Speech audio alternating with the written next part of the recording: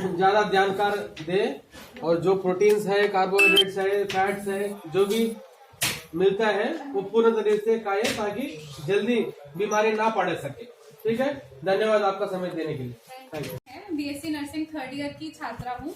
आज मैं आप सबको वाटर बॉर्न डिजीज यानी कि जल जनित रोग के बारे में बताऊंगी, यानी कि गंदे पानी से जो बीमारियां फैलती हैं उसके बारे में बताऊंगी।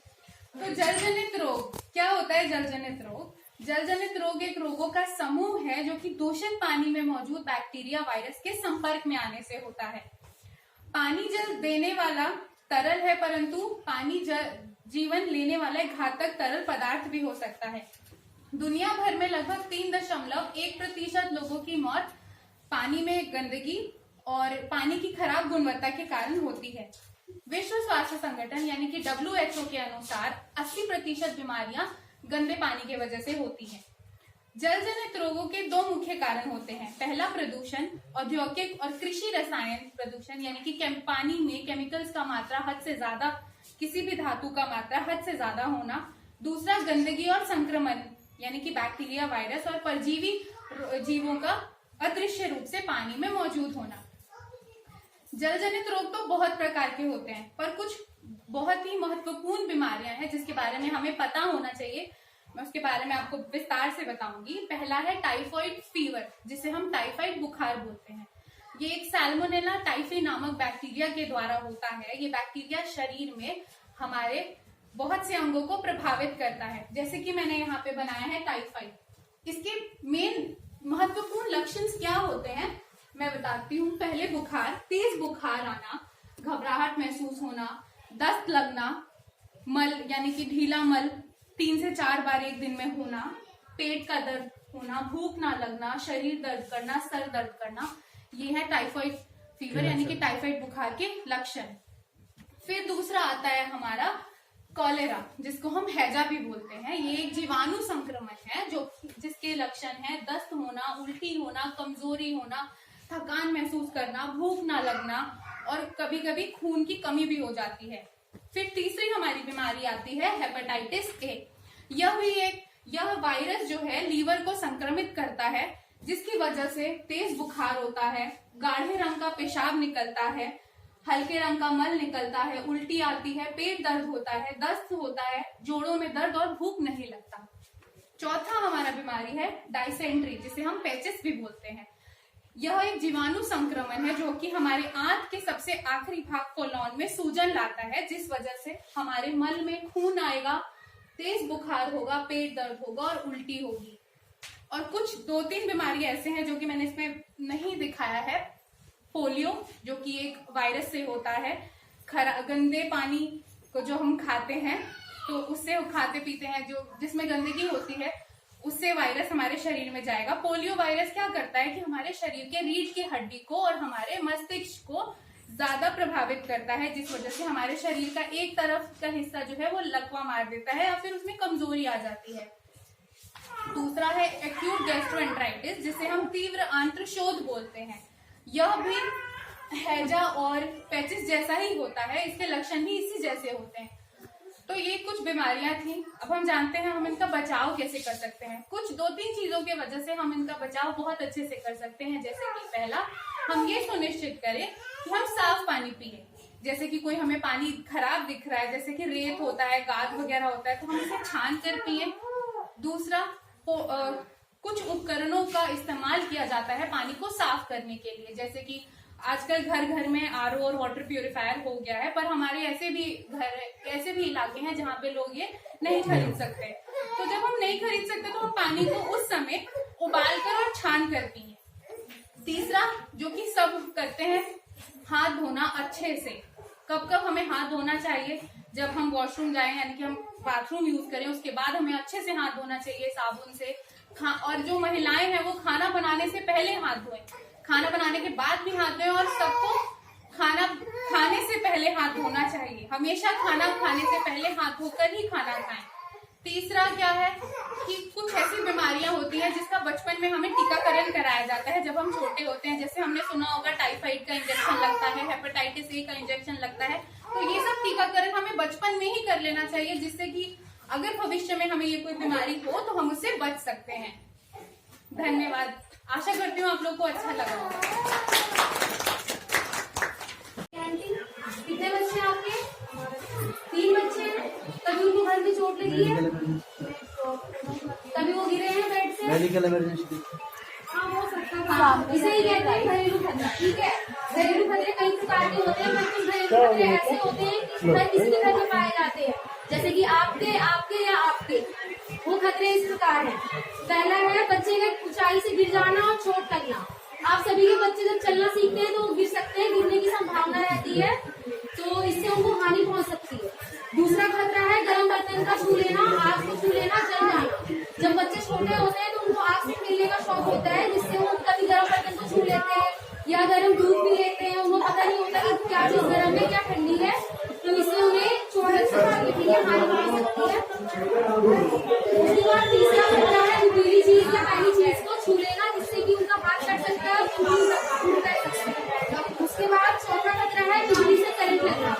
जैसे कि आप सभी को पता होगा बच्चों की उंगलियां छोटी होती है, तो जो सॉकेट होता है जहाँ हम चार्ज लगाते हैं तो उंगली डाल देते हैं, तो इस वजह से उनको करंट लग सकता है। या फिर कोई कटी हुई तार हो आपके घर में, वो उसे पकड़ लेते हैं, तो इसकी वजह से उन्हें करंट लग सकता है। उसके बाद अगला खतरा है जो कि आप सभी के घर में पाया जाता है। बच्चे जैसे कि छोटे होते हैं, उनकी आदत होती है हर चीज को मुंह में डालने की, तो वो चीजों को मुंह में डाल लेते हैं, जैसे कि पत्थर, सिक्का या कोई मोती। तो इससे उनकी वो मोती जो छोटी चीज होती है वो सांस की नली में अटक जाती है, उससे सांस नहीं आती, इससे उनको दिक्कत होती है। और आखिरी खतरा है हमारा किसी जहरीली पदार्थ का सेवन कर लेना, जैसे कि सरफ, कोई केमिकल। आजकल हम हैंड सैनिटाइजर यूज करते हैं, तो वो भी अपने लोग पी लेते हैं, खा लेते हैं, क्योंकि उन्हें पता नहीं होता अगर बच्चा काफी छोटा है। अब हम देखेंगे कि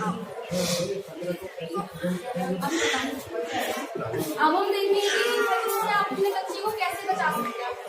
तो जैसा कि मैंने बताया कि हम अभी 6 खतरों के बारे में बात करेंगे। इसमें पहला है आग से जल जाना। तो बच्चों को आग से दूर कैसे रखें? बच्चे आग से तभी जलने को बच सकते हैं जब हम उनको आग से दूर रखें। तो सबसे पहले अगर आपका बच्चा छोटा है तो उसे किचन में अकेले ना जाने दें, हमेशा उसे अपनी निगरानी में रखें। कभी भी उसे खेलने के लिए माचिस से लाइटर ना दें, क्योंकि उससे आग लग सकती है, उसे हानि हो सकती है। कभी भी उसे गर्म दूध ना दें, हमेशा दूध को गुनगुना या ठंडा करके दें ताकि उसका गला ना जले। और कोई भी गर्म बर्तन हमेशा उससे ऊंचाई पे रखें, दूर रखें, ताकि वो छू ना पाए। और बच्चा अगर समझदार है, जैसे कि 3 से 4 या 5 साल का, तो उसे समझाएं कि आग से क्या क्या हानि हो सकती है, उसे आग से दूर रहना चाहिए। उसके बाद दूसरी हानि है हानिकारक चीजों से दूर रहना, जैसे कि कोई जहर, हैंड सैनिटाइजर या फिर सरफ। बच्चों से पहले तो इन चीजों को दूर रखें, ऊंचाई पे रखें, ताकि वो वहां तक पहुंच ही ना पाए। फिर भी अगर आपका बच्चा बड़ा है, जैसे कि 4 या 5 साल का, तो उसे समझाएं कि उसे इन चीजों से दूर रहना चाहिए, इनको खाना या पीना नहीं चाहिए। बच्चे को समझाएं कि वो कोई भी अपनी मर्जी से दवाई ना खाए, जो दवाई बड़े दें वही वो खाएं। उसके बाद तीसरी हानि है हमारी, जब बच्चे कोई भी छोटी चीज अपने मुंह में डाल लेते हैं। बच्चे को कोई भी छोटी चीज जैसे कि सिक्का, मोती या पत्थर खेलने के लिए ना दे। और अगर बच्चा बड़ा है तो उसे समझाएं कि अगर वो कोई भी चीज, छोटी चीज जो कि उसे गले में अटक सकती है, अगर वो अपने मुंह में डाला तो उसे क्या क्या दिक्कत हो सकती है। और अगर बच्चा बहुत छोटा है तो उसे कभी भी अकेले ना छोड़े, हमेशा उसे अपने साथ रखें। और उसके लिए खिलौने जो है वो बहुत ही सोच समझकर पसंद करें, जो कि सॉफ्ट हो, उसे हानि ना पहुंचाएं। ठीक है। और जब उसे आप कुछ खाने के लिए दे रहे हो तो आप ध्यान रखें कि कोई भी चीज के गले में ना अटके, वो आराम से खाए। उसे समझाएं कि उसे आराम से खाना चाहिए, नहीं तो उसे सांस लेने में दिक्कत हो सकती है। और बच्चे को समझाएं कि अगर उसे सांस लेने में कोई दिक्कत हो रही है या उसने कोई चीज गलती से खा ली है और डर के मारे वो आपको बता नहीं पा रहा, तो आप उसे प्यार से समझाएं कि वो आपको बताए, ताकि हम उसको डॉक्टर के पास लेके जा सके। अगर बच्चा फिर भी कुछ खा ले, आपकी निगरानी में ना हो, कुछ खा ले, तो आप क्या कर सकते हैं कि बच्चों को ऐसे उल्टा लिटा के उसकी पीठ में थपकी दीजिए, ताकि जो भी चीज है वो निकल जाए। और फिर भी अगर कोई दिक्कत है तो आप उसे अपने नजदीकी अस्पताल में लेके जाएं, फिर वहाँ पे उसका आगे का ट्रीटमेंट होगा। उसके बाद अगला खतरा था हमारा किसी नुकीली या पहली चीज से चोट लग जाना, खून का बहना। जैसे कि हम सभी को पता है, बच्चे बहुत ही उत्साहित होते हैं छोटी उम्र में, उनको नई नई चीजों से खेलने का शौक होता है, जैसे कि चाकू, ब्लेड या शेविंग करने की जो मशीन होती है। तो उन चीजों को बच्चे से दूर रखें, ऊंचाई पे रखें, ताकि बच्चा छू ना पाए। और बच्चे को समझाएं। अगर बच्चा आपका इतना बड़ा है 3 या 4 साल का, तो उसे समझाएं कि उसे चाकू से नहीं खेलना चाहिए। अगर बच्चा आपका इतना छोटा है तो उससे दूर रखें चाकू को। और बच्चे को इसको भी हम समझा सकते हैं कि इसे चोट लग सकती है इससे, और हम इसे बता सकते हैं, वीडियोस वगैरह दिखा सकते हैं कि इसे चोट लग सकती है, इसे दूर रहना चाहिए। इसके बाद है हमारा बिजली से करंट लगना। बिजली से करंट लगता है, जैसा कि अभी उन्होंने बताया था कि बच्चे जो होते हैं उनकी उंगलियां छोटी होती है, तो वो सॉकेट में उंगली डाल देते हैं, या कोई भी तार होती है उसको मुंह में डाल देते हैं, तो इससे उनको करंट लग सकता है। और अगर बच्चा आपका बड़ा है तो उसे समझाएं कि उसे गिले हाथों से तारों को नहीं छूना, बिजली की तारों को हमेशा चप्पल पहन के बिजली की तारों को छूना है। उसे चार्जर कभी खेलने के लिए ना दे, चार्जर से भी करंट लगता है हमें, ठीक है। चार्जर का जो आगे का पार्ट होता है ना, जो फोन में घुसाते हैं, उससे भी हमें करंट लगता है। तो बच्चों को दूर रखें बिजली से, और उससे कभी खेलने ना दें बिजली से। उसके बाद है हमारा अगला खतरा कि बच्चे जो है वो अपनी उंगली, अपना हाथ कहीं भी डाल देते हैं, जैसे कि दरवाजे में। तो बच्चे को समझाएं कि उसे अपनी उंगली, अपना हाथ दरवाजे में नहीं डालना चाहिए, उससे चोट लग सकती है और दर्द हो सकता है। और अगर आपका बच्चा काफी छोटा है तो उसे हमेशा निगरानी में रखें, उसे कभी भी अकेला ना छोड़ें। उसके बाद अगला खतरा। धन्यवाद आप सबने मुझे। हमारी BSc 3rd ईयर की छात्रा आज आप सभी को नवजात शिशु में पीलिया के बारे में बताने जा रहे हैं। सबसे पहले तो नवजात शिशु में पीलिया होता क्या है। जब नवजात शिशु में पीलिया, उसके आंखों का पीलापन और उसके चेहरे का पीलापन ये दर्शाता है कि बच्चों को पीलिया हो चुका है। अब ये होता क्यों है बच्चे के अंदर पीलिया? जो बच्चे का रक्त होता है ना, उसके अंदर बिलिरुबिन नामक एक पदार्थ होता है, जिसकी मात्रा जो होती है वो बढ़ जाती है, और उसके बढ़ जाने से बच्चे में पीलिया हो जाता है। और इसमें टेंशन की कोई बात नहीं है, ये बहुत ही आम तौर पर होने वाली बीमारियों में से एक है। अभी बच्चों को होता क्यों है? क्योंकि जो बच्चा होता है ना, उसका जो लीवर होता है वो बहुत ही उसका पूरी तरीके से विकसित नहीं हो पाता, जिसके कारण जितनी मात्रा में उसे बिलिरुबिन क्या कहते हैं, मल और मूत्र, मतलब कि पेशाब और पीछे के रास्ते से निकालना चाहिए, वो उतना नहीं निकाल पाता है, जिससे उसके शरीर में वो इकट्ठा हो जाता है और उसके रंग को पीला बना देता है। ठीक है। और अब ये होता क्यों है? सबसे पहले तो अगर बच्चा टाइम से पहले जब पैदा हो जाता है तब ये उसके अंदर हो जाता है, या तो बच्चा जब होता है बच्चे का, उसको कोई चोट लग जाती है तब हो जाता है, या तो कोई उसको ब्लड इन्फेक्शन हो जाता है, उसका रक्त संक्रमण हो जाता है, या तो उसका जो लीवर होता है उसमें कोई दिक्कत आ जाती है। अब आपके बच्चे को पीलिया हो गया, आप इस लक्षण को पहचानेंगे कैसे? सबसे पहले तो आपके बच्चे की जो आंखें हैं, उस आंखों का जो सफेद वाला हिस्सा है वो आपको पीला दिखेगा। ठीक है। आपके बच्चे का चेहरा पीला दिखेगा, उसकी हथेलियां पीले दिखेंगी, उसके नाखून भी पीले दिखेंगे, उसका जो क्या कहते हैं पेशाब है वो गहरे पीले रंग का आएगा, और उसका जो मल है वो भी बहुत ही पीले गाढ़े रंग का आएगा। उसको बुखार होगा, आपका बच्चा सही ढंग से दूध नहीं पिएगा, और आपका बच्चा थका ढीला रहेगा, आपके बच्चे का वजन नहीं बढ़ेगा, आपका बच्चा उल्टी कर सकता है।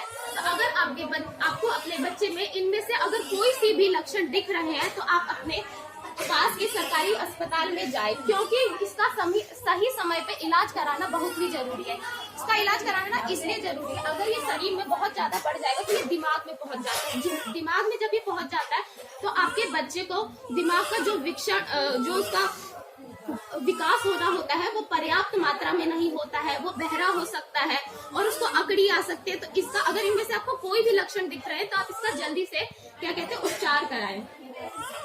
इसके उपचार के कारण ये है कि आप अपने बच्चे को सबसे पहले कैसे बचा सकते हैं। आपके बच्चे को पीलिया होगी ना, सबसे पहले तो आप अपने बच्चों को सही टाइम पे क्या कहते हैं स्तनपान कराएंगे। आपको कम से कम दिन के अंदर, पूरे दिन के अंदर 8 से 12 बार अपने बच्चों को स्तनपान कराना है। लेकिन कभी कभार क्या होता है कि माँ का जो दूध होता है वो पर्याप्त मात्रा में नहीं आता है। जब वो पर्याप्त मात्रा में नहीं आता तो आप क्या कहते हैं डिब्बे का भी दूध पिला सकते हैं, और वो जो डिब्बे का दूध होता है हर 2 से 3 घंटे में आपको पिलाना है। कम से कम 30 से 60 ml होना ही चाहिए, इसके बीच में होना चाहिए जो भी आप अपने बच्चे को दूध पिला रहे हैं, और 24 घंटे में तो 8 बार जरूर पिलाएं। अगर इसके बाद भी आपके बच्चे को पीलिया होता है, पीलिया जो होता है सबसे ज्यादा स्तनपान होता है, उससे रोका जा सकता है अगर उसको सही मात्रा में अपने बच्चों को आप करा रहे हैं तो। और एक आपने देखा होगा हॉस्पिटलों में अगर किसी बच्चे को क्या कहते हैं पीलिया हो जाता है तो आपने देखा होगा कि ये नीली कलर की क्या कहते हैं लाइट में आपके बच्चों को रखा जाता है। आप लोगों को ये चित्र ध्यान से दिख रहा है? तो आपके जब बच्चों को इसमें लिटाया जाता है तो कुछ बातों का विशेष रूप से ध्यान रखा जाता है। सबसे पहले तो आपके जो आपका बच्चा है वो क्या कहते हैं उसके शरीर पे क्या कहते हैं, इसमें आप देख सकते हो उसके शरीर पे कोई भी कपड़ा नहीं होना चाहिए, केवल क्या कहते हैं वो डायपर पहनेगा, ठीक है। और उसकी जो आंखें हैं वो यहाँ पे आप देख रहे हैं ढकी हुई है। वो ढकी हुई क्यों है? क्योंकि वो जो लाइट है आपके बच्चों की आंखों को नुकसान पहुंचा सकता है, इसलिए उसको ढक के रखना है, ठीक है। और सबसे बड़ी बात है कि आपको अपने बच्चे के शरीर पे ना तो कोई तेल लगाना है और ना ही कोई क्रीम लगानी है, ठीक है। और आपका बच्चे का जो शरीर है वो बिल्कुल सूखा होना चाहिए, ठीक है। उसकी त्वचा पे गीला नहीं होना चाहिए। अगर आपके बच्चे को अपने बच्चे का शरीर आपको साफ करना है तो आप गीले पट्टी की पानी लेके उसको अच्छे से गार के और उसको क्या कहते हैं आप उस बच्चे का शरीर साफ कर सकते हैं। पर सबसे ज्यादा जो ध्यान रखने वाली चीज है इसमें कि उसके आंखों को आपको देखो ऐसे इसमें पट्टी जो दिख रही है ना आपको, ऐसे उसकी आंखों को बचाना है। उसको बस ये डायपर पहनाना है, उसके कपड़े नहीं होने चाहिए। अब आप ये सोचेंगे इसमें रखा क्यों जाता है इस नीली लाइट में? आप इस नीली लाइट में इसलिए रखा जाता है क्योंकि आपने ध्यान से सुना होगा, मैंने आपको बताया होगा कि बिलीरुबिन जो होता है एक पदार्थ वो आपके रक्त में बढ़ जाता है। तो इससे क्या होता है कि वो जो बिलीरुबिन ये लाइट जब पड़ती है ना तो वो क्या कहते हैं मल और मूत्र के द्वारा शरीर के रास्ते से निकल जाता है, ठीक है। और सबसे ज्यादा आपको अपने स्तनपान पे ध्यान रखना है बच्चों को, क्योंकि यही एक उपाय है इससे बचने का, ठीक है। धन्यवाद। मैं बीएससी 3rd ईयर की छात्रा हूँ हिंदूराव हॉस्पिटल में। मैं आज आप सभी को वीनिंग के बारे में बताऊंगी। वीनिंग से आप क्या समझते हैं? वीनिंग का मतलब होता है धीरे धीरे बच्चे का दूध छुड़ाना। ये 6 महीने से स्टार्ट करी जा सकती है। आप सभी लोगों को 6 महीने तक डॉक्टर स्तनपान कराने के लिए बोलता है, उसके अलावा बच्चों को कुछ नहीं खिलाना होता। लेकिन 6 महीने के बाद बच्चे का मानसिक और शारीरिक विकास हो रहा होता है, जिसके लिए माँ के दूध से मिलने वाला पोषण उसके लिए पूरा नहीं होता। तो उस पोषण को पूरा करने के लिए माँ को अपने बच्चे को थोड़ा थोड़ा बाहर का आहार प्रोवाइड कराना होता है।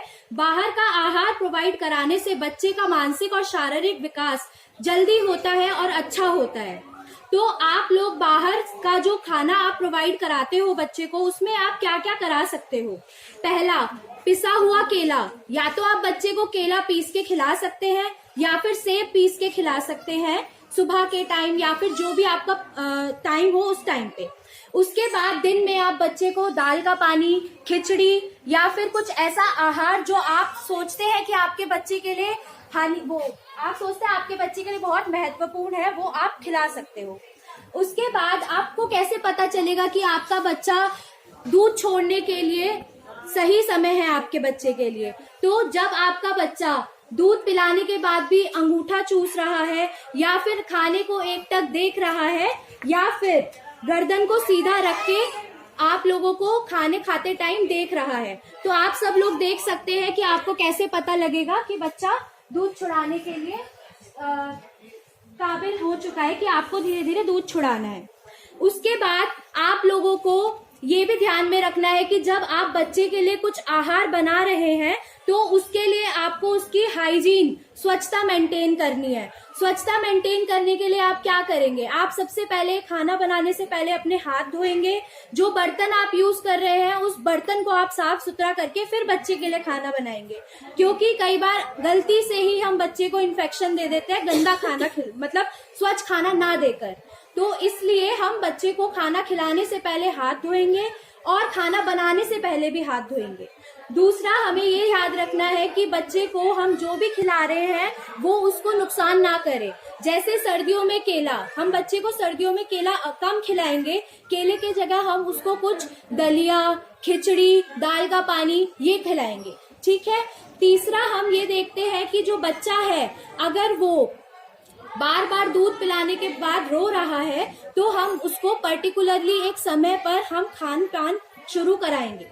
उसके बाद 6 महीने का बच्चा जब होता है तो उस बच्चे को हम 7 से 8 बार माँ का दूध पिलाते हैं और 2 टाइम दिन में कुछ एक्स्ट्रा खिलाते हैं। जैसे कि क्या खिला सकते हैं, उबली हुई सब्जियां होती है, कद्दू हो गया, आलू हो गए, इनको उबाल कर पीस कर अच्छे से बना के खिला सकते हैं बच्चे को। सेब हो गया पिसा हुआ, वो खिला सकते हैं। दिन में दाल का पानी, खिचड़ी, ये सब खिलाने के साथ साथ माँ का दूध बहुत अहम है बच्चे के लिए। उसके बाद अगर बच्चा 7 महीने का हो गया है, 7 महीने के बच्चे को हम क्या करेंगे, उसको हम माँ का दूध पिलाएंगे 5 से 6 बार और उसके साथ दिन में 3 बार हम उसको बाहर का पोषण प्रोवाइड कराएंगे। जैसे कि वही सेम सुबह मॉर्निंग में या तो पिसे हुए सेब, पिसा हुआ केला या फिर उबली हुई सब्जियों का पेस्ट। उसके साथ दिन में हम वही दाल का पानी, खिचड़ी, दलिया ये खिलाएंगे। या फिर आप लोग बाहर से सेरेलैक आता है वो भी खिला सकते हैं बच्चे को। सेरेलैक हर स्टेज के लिए बच्चों को आता है। 6 महीने की स्टेज का सेरेलैक बच्चों को अलग डब्बे में आता है, 7 महीने के स्टेज के लिए सेरेलैक अलग डब्बे में आता है। सेरेलैक भी एक पर्टिकुलर मिश्रण से बना हुआ होता है जिसमें बच्चे के लिए बहुत ही सारे न्यूट्रिएंट्स जो उसको चाहिए वो उस डब्बे में होते हैं। वो उसके मानसिक और शारीरिक विकास को बढ़ाता है।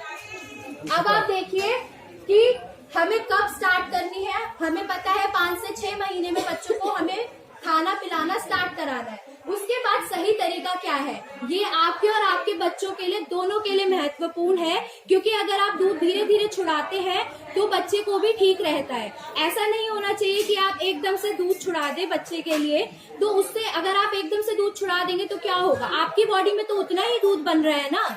अगर आप उस दूध को छुड़ा देंगे तो वो दूध आपकी छाती में जमा होने लग जाएगा, जिसकी वजह से आपको दर्द होगा छाती में। इसको हम ब्रेस्ट एनगॉर्जमेंट बोलते हैं। आपकी छाती में गांठ पड़ सकती है।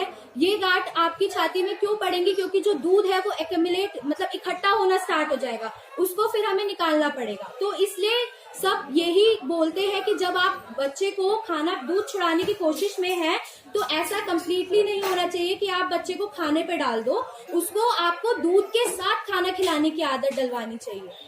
इसका कोई पर्टिकुलर समय नहीं होता, आप जब तैयार हो बच्चे को खाना खिलाने के लिए, दूध छुड़वाने के लिए, तब आपको करना चाहिए ये। तीसरी चीज हमें ध्यान रखनी चाहिए कि बच्चे को दूध मांगने पर, जैसे बच्चा जब भूखा होता है तो बच्चा रोता है, आपको कैसे पता चलेगा कि बच्चा भूखा है, बच्चा रोएगा। तो जब वो रो रहा है तो आप उसको अपना दूध ना पिलाकर आप उसको कुछ बाहर का पोषण प्रोवाइड कराएं। जैसे कि अब वही बात है, फल, केला, दूध, दाल, ये सब आप खिला सकते हो उसको। उसके बाद हमें जबरदस्ती बच्चे को कुछ नहीं देना। अगर हम जबरदस्ती बच्चे को कुछ देंगे तो बच्चा खाएगा नहीं और उसको पोषण भी उतना नहीं मिल पाएगा। तो बच्चे को धीरे धीरे करके दूध छुड़ाने की आदत लगानी है। अब ये जो हम बच्चे को एक्स्ट्रा पोषण प्रोवाइड करा रहे हैं, इसका मतलब क्यों करा रहे हैं हमें क्या उससे फायदा होगा। पहला फायदा तो यही होगा कि बच्चे का शारीरिक और मानसिक विकास बहुत अच्छे से होगा, उसकी लंबाई बढ़ेगी, ग्रोथ होगी, वो हेल्दी रहेगा, ठीक है। और दूसरा हम ये भी देख सकते हैं कि जो माँ होती है वो 6 महीने तक बच्चों को पूरा अच्छे से केयर प्रोवाइड करती है, लेकिन 7-8 महीने पे आने के बाद माँ को बच्चे के दूध पीने से निप्पल में दर्द और काफी सारी समस्या हो सकती है। उसको दूर करने के लिए भी हम धीरे धीरे बच्चों को दूध छुड़वाने की प्रक्रिया चालू करते हैं। धन्यवाद। And motor activity is also fine. Apgar's score is 9, as we have checked earlier. Okay. Now we will begin with the vitals of the baby.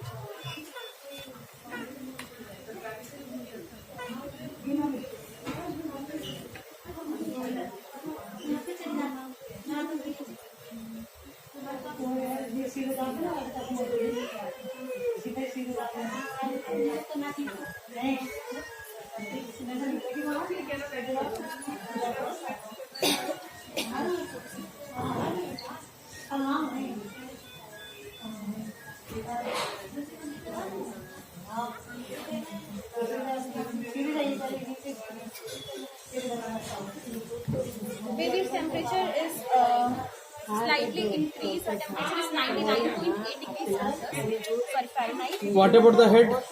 Yeah, we'll do it later. No, head to toe examination. पहले head, इसके बाद जो series है ना, series बोलना। Sir, we have decided like appearance, then vitals, and then We have observed her lung sound also.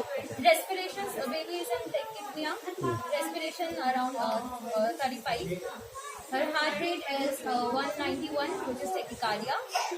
Baby is diagnosed with query of sepsis and query of meningitis. And her lung sound is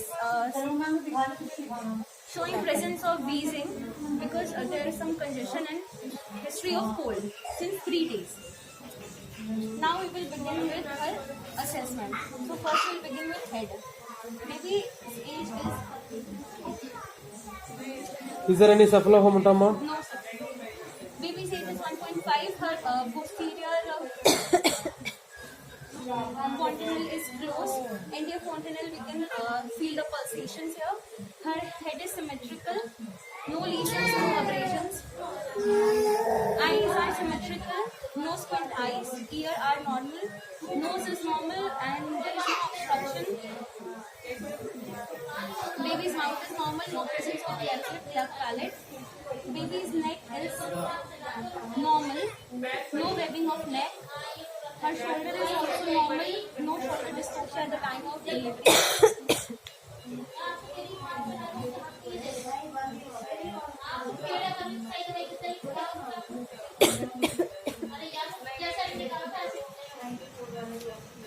As everyone can see, present at the time of breathing, baby is showing this pattern in breathing, which is a retraction of subcostal space of baby, which is bilateral in nature.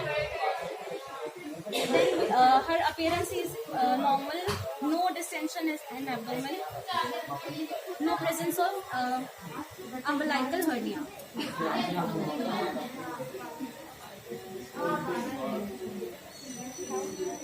Baby's genital are normal. No presence of any abnormality in the upper and lower limbs. The size ठीक is है, equal. बाकी दीपा कर लेगा, जो जो बच गया आप कर लो। Lower extremities are normal. And the vomitry. इसको palmar grasp plantar grasp check करो।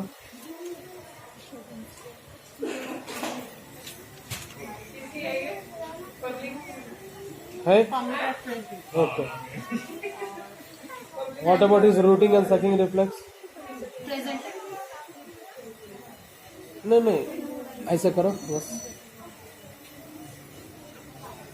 ठीक है। वो मास्क ग्लव्स से अच्छे से नहीं दिख रहा है, छोड़ दो उसको। और इसका वही baby is going left side, कुछ कारण हो सकता है इसका? So इसको breathing issue है. बस यही है।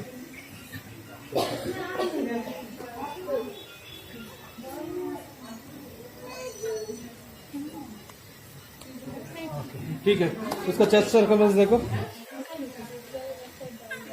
हेड सर्कमफरेंस बताओ कितना, 34 होगा या 32 होगा? एक्चुअली जब आप अगर अब्रॉड जाना चाहे तो they will see only your procedures. Theory जितना भी पढ़ो, हमने फेस किया ना CGFNS और इंक्लेक्स में, क्या होता है ना, आपको अकेला एक कमरा में छोड़ देंगे और एक पेशेंट को देंगे, ठीक है। एक पेशेंट को देने के बाद वो कुछ नहीं बोलेगा, मतलब they won't tell even to, अगर आप गलत कर रहे तो भी कुछ नहीं बोलेगा। Completely you think you are the only person, you are the only person and you should tackle the condition whatever the condition, तभी आपको इतना इतना सैलरी मिलेगा। ज्यादा है? न्यूनेट नहीं है ना, 1.25 मंथ का। ठीक है, छोड़ दो। चेस्ट कितना है देख सकते हैं? अगर बेबी कोऑपरेटिव है तो चेस्ट सर्कमफरेंस देखो, अगर बेबी नॉट कोऑपरेटिव है तो मत देखो। कपड़े धोने बहुत सारे। अभी वो कॉन्टिनेंटल ये प्रोलॉन्गेशन क्या है?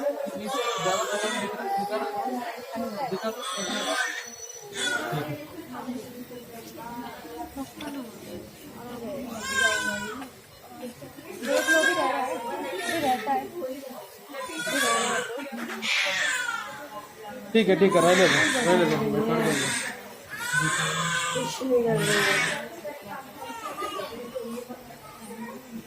हाँ हाँ, हो गया, हो गया। ठीक है, चेस्ट का देखो। या अप्रॉक्सीमेट कर दो, अगर जब बेबी ज़्यादा दिक्कत करे तो मत करना, आधा करो, आधा अपने आप पता चलेगा। यहाँ से जिपर टॉस लेकर नीचे तक देखो, आधा बाकी पता चलेगा। 1/2 1/2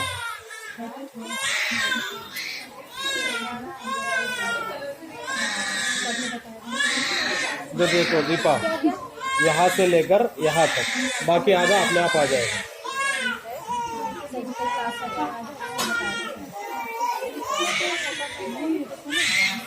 कितना है, कितना है? ठीक है, मतलब 44 ना। हाँ ठीक है। और आगे देखो, आगे क्या है?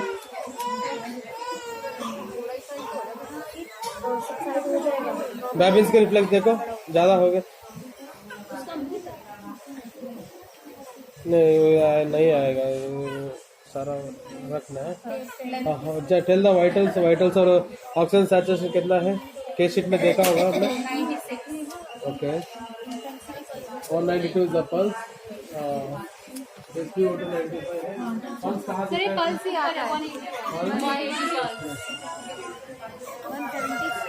रेस्पिरेशन का इसमें आता है, नॉर्मली आता है। ठीक है।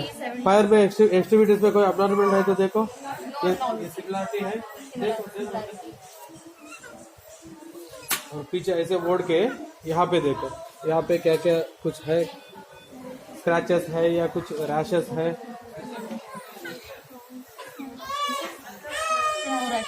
नो रैशेस, ठीक है। और इसका लेंथ अभी देख लिया, देखना है? हाँ हाँ, ये साइड पे रख के देखो, साइड पे रख के बच्चे को स्ट्रेट करो।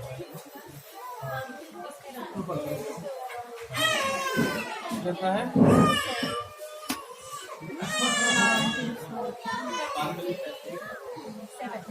बिल्कुल हो गया।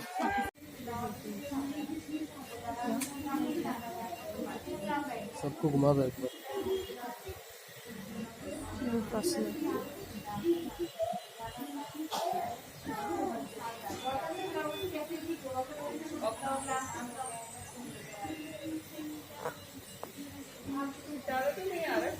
कितना है मास्टर जी? 35? किसने बोला 44? आप देखो, मोस्ट प्रोबेबली क्या गलती करते हो कि आप है ना एकदम से ऑक्सीपिटल साथ से देना, अपर लोब से ऊपर नहीं जाना, डाल से जाना, ठीक है। इसको क्रॉस करना है, ऊपर और वाइटल रिंग के ऊपर रहना है। ये होके रहना है, ऐसा नहीं यहाँ से देखो। तो इसका क्या है कि साइज बहुत ज्यादा ही अलग से दिखता है। कितना आ रहा है इसका? 35 30 दिखता है तो नॉर्मल है, तो नहीं है। Okay ma'am, thank you for ऐसा करना। मिनरल्स, ठीक है, और फैट्स, इस सब तरीके के पोषण होते हैं हमारे खाने में। तो बच्चे के लिए ये पोषण क्यों जरूरी है? उसके मानसिक रूप के लिए, उसके शारीरिक रूप के लिए, उसके व्यवहारिक रूप के लिए पोषण बहुत जरूरी होता है। और पोषण अच्छा होना चाहिए, ये ज्यादा जरूरी है, ना कि पोषण, ठीक है।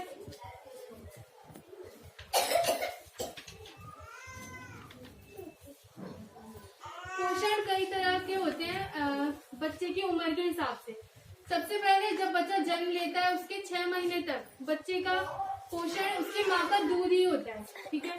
उसके लिए और कुछ जरूरी नहीं होता उस समय पोषण के लिए, सिर्फ दूध माँ का पोषण की सारी गुण पूरे करता है। उसके अंदर सभी पूरी अच्छी मात्राएं, सारे गुण होते हैं जो कि उसके व्यवहारिक रूप के लिए, उसके शारीरिक रूप के लिए अच्छा होता है, ठीक है।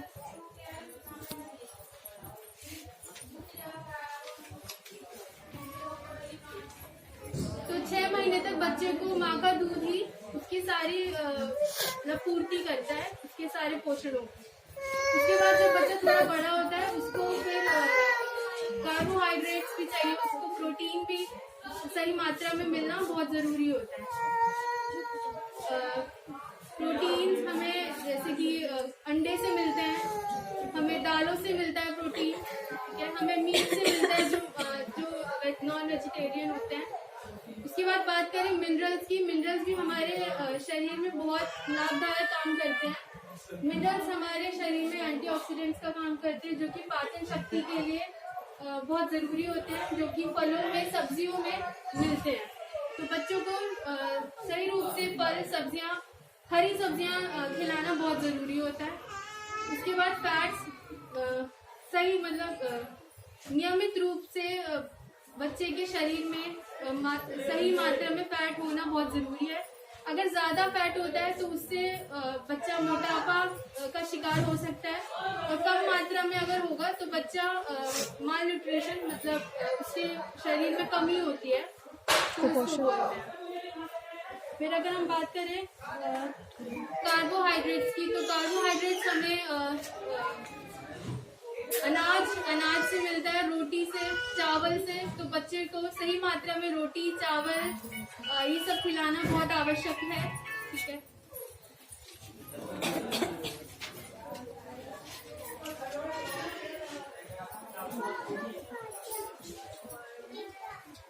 पौष्टिक आहार, पौष्टिक आहार, हाँ, बच्चे पौष्टिक आहार लें, बहुत जरूरी होता है। सिर्फ पेट भरना ही नहीं, पौष्टिक आहार लेना बहुत जरूरी होता है। ठीक है। और बच्चे आजकल बाहर की चीजें ज्यादा खाते हैं, जैसे कि तला भुना खाना, बाहर का गंदा तेल का खाना, जो कि बच्चे के शरीर में बहुत सारी नियमित रूप से परेशानियां, समस्याएं लाता है। मोटापा, जैसे कि दांतों में प्रॉब्लम, उसके शरीर, हड्डियां कमजोर। तो ये सब चीजें से बचने के लिए उसके अच्छे पोषण को मिलना बहुत जरूरी होता है। बड़े चार्ट देते हैं तो इसमें क्या क्या विटामिन होता है, नहीं यही से मतलब करके। अच्छा। हाँ, एप्पल, ऑरेंज, अनार, जो भी है इसमें क्या क्या तो जैसे ये फल मैंने दिखाया है यहाँ पे, सेब है, सेब है, संतरा, केला, एवोकाडो, और ये है थोड़ा आइडिया दे दो क्या विटामिन मिलता है इसमें। हाँ, इससे हमें मिनरल्स मिलता है, विटामिन शरीर की पाचन शक्ति के लिए बहुत जरूरी है। बनाने से पोटेशियम मिलता है, और शरीर में पानी की कमी पूरी करते हैं फल हमारे। फिर है हमारे अनाज, इससे कार्बोहाइड्रेट्स मिलता है, फैट्स मिलता है। और कैरेट से विटामिन ए मिलता है, जो आंखों की रोशनी पूरी करता है, आंखों की रोशनी बढ़ाता है बच्चों की। ठीक है। टमाटर से विटामिन सी मिलता है।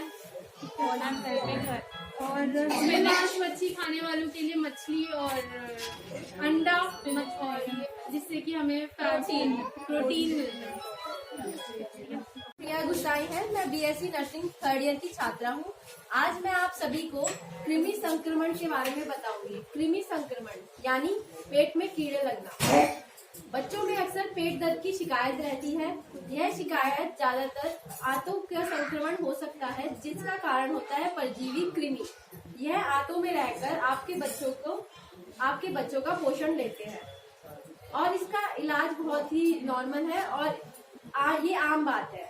आप में से कोई बता सकता है कृमि के क्या कारण हो सकते हैं? पेट में कीड़े क्यों लगते हैं? गंदगी की वजह से। इसका कारण है गंदा पानी पीना, बिना धोए फल सब्जी लेना और खाना, अपने गंदे हाथ मुंह में डालना, और दूषित मल मूत्र के संपर्क पे आना। ये सारे इसके कारण हैं, जिसकी वजह से इसके लक्षण होंगे पेट में दर्द होना, दस्त लगना, और मल में कीड़ों का दिखना, वजन घटना, गैस या सूजन की दिक्कत आना। ये सब इसके लक्षण हैं। अब इसका बचाव कैसे करा जा सकता है? आप में से कोई बताएगा इसका बचाव कैसे करेंगे आप लोग? तो अब हम ये जानते हैं कि पोषण आखिरकार होता क्या है। तो यह एक जैविक प्रक्रिया होती है जिसमें खाना खाने के तरीके और उस खाने को किस तरीके से शरीर द्वारा उपयोग में लाया जाता है, यह सब प्रक्रिया शामिल होती हैं। अब हम जानते हैं कि ऐसा क्या होता है पोषण को देने से, जिससे कि अगर हम पूर्ण रूप से पोषण नहीं देंगे तो बच्चों की शारीरिक और मानसिक विकास ठीक तरीके से नहीं हो पाएगा। तो जितने भी प्रोटीन्स होते हैं, कैल्शियम होते हैं, अगर हम बच्चों को पूर्ण रूप से देंगे तो उनकी मांसपेशियां मजबूत होंगी और उनका शारीरिक विकास ठीक तरीके से होगा। आयरन और आयोडीन देने से बच्चों की मानसिक प्रकृति ज्यादा अच्छे से होगी। और जितने भी तरह के विटामिन होते हैं अगर हम बच्चों को पूर्ण रूप से देंगे तो जो उनका इम्यून सिस्टम है वो ज्यादा स्ट्रांग होगा। इम्यून सिस्टम क्या होता है? ये हमारे शरीर में बीमारियों से लड़ने की ताकत होती है। तो अगर बच्चों का इम्यून सिस्टम वीक होगा तो वो रोग निरोधक शक्ति ओके। तो जो रोग निरोधक शक्ति होती है बच्चों को अगर हम कम पोषण देंगे तो जो उनकी रोग निरोधक शक्ति है वो कमजोर होगी। और अगर हम उनको ज्यादा पोषण देंगे तो जो उनकी रोग निरोधक शक्ति होती है वो ज्यादा होगी। पोषण दो तरह के होते हैं, एक होता है मैक्रोन्यूट्रिएंट्स और एक होता है माइक्रोन्यूट्रिएंट्स। तो मैक्रोन्यूट्रिएंट्स क्या होता है? ये वो पोषण तत्व होते हैं जिनको हमारी बॉडी में ज्यादा मात्रा में जरूरत होती है। इसके अंदर आता है कार्बोहाइड्रेट, फैट, प्रोटीन और मिनरल्स। दूसरे होते हैं माइक्रोन्यूट्रिएंट्स जिसकी हमारी बॉडी में मैक्रोन्यूट्रिएंट्स की तुलना में कम जरूरत होती है। इसके अंदर सारे विटामिन आते हैं। अब हम पढ़ेंगे कार्बोहाइड्रेट के बारे में कि कार्बोहाइड्रेट क्या होता है। तो कार्बोहाइड्रेट एक तरह का स्टार्च होता है जो कि बच्चों को ऊर्जा प्रदान करता है और उनके पाचन में भी उनकी मदद करता है। कार्बोहाइड्रेट ज्यादातर रोटी, साबुत अनाज, साबूदाना इन सब में पाया जाता है। दूसरा होता है प्रोटीन। हम अपनी रोजमर्रा की जिंदगी में भी प्रोटीन के बारे में सुनते हैं। तो हम टीवी में भी देखते हैं कि अगर बॉडी में प्रोटीन की मात्रा कम होती है तो जो हड्डियां हैं वो कमजोर हो जाती हैं। तो बढ़ती उम्र के बच्चों के लिए प्रोटीन बहुत ही जरूरी होता है। ये बच्चों की मांसपेशियों को मजबूत बनाता है और नए टिश्यू के बनने में मदद करता है। प्रोटीन ज्यादातर मांस, मछली, अंडे और जितने भी दूध, घी होते हैं इन सब में ज्यादा होते हैं। अब हम जानेंगे कितने उम्र के बच्चों को कितने प्रोटीन की जरूरत होती है। जो 0 से 6 महीने के बच्चे होते हैं उनको 1.13 ग्राम पर केजी प्रोटीन की जरूरत होती है। जो 6 से 9 महीने के बच्चे होते हैं उनको 13.4 ग्राम पर केजी प्रोटीन की जरूरत होती है। और जो 6 से 9 महीने के बच्चे होते हैं, जो 9 से 12 महीने के बच्चे होते हैं उनको 14.9 ग्राम पर केजी प्रोटीन की जरूरत होती है। अब हम पढ़ेंगे फैट के बारे में। Sir continue. अब हम पढ़ेंगे फैट के बारे में जिसको हिंदी में वसा भी बोलते हैं।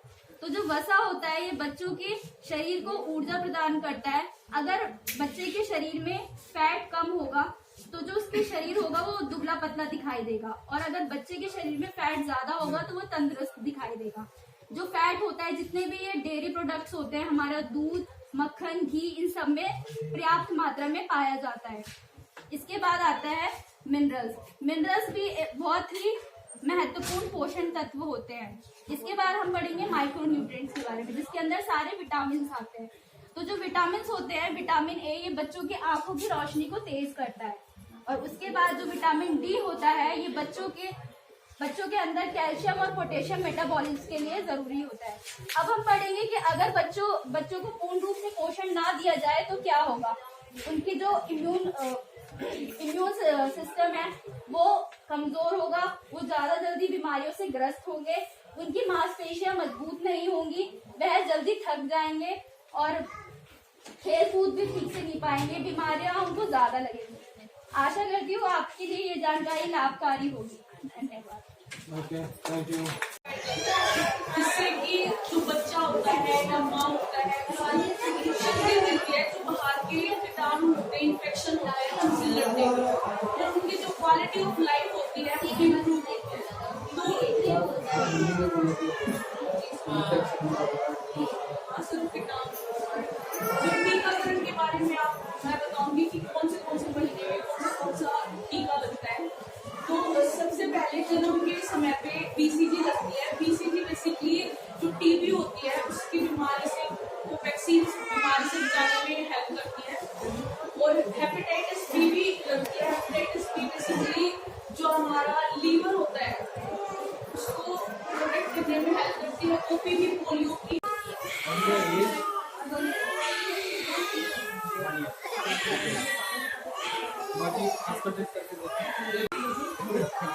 पता चला क्या क्या गलतियाँ हुई। ओके भाई, आपने क्या क्या गलती की? फिर